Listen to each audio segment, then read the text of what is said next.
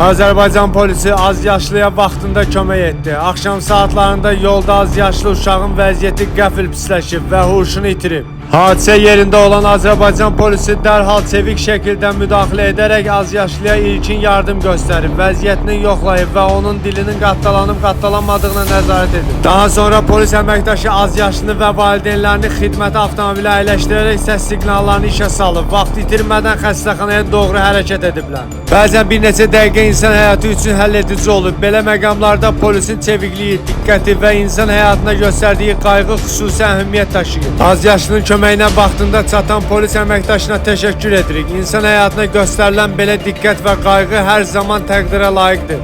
Azərbaycan polisi çətin anda vətəndaşın yanında. Sizi ilə mən, Nüsrət Sakitoğlu, Press xəbər. Biraz fazla. Damağına müsaade edin bence. Köde. O gelsin. Gözde dilim beklesin istersen. Dilim koymayacaksın. Gel otur başına. Kes arkadan.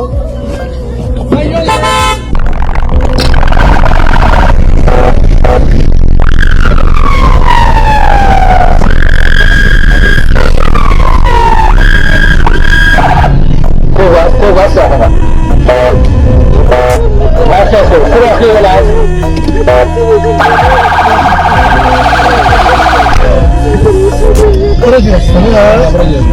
Buraya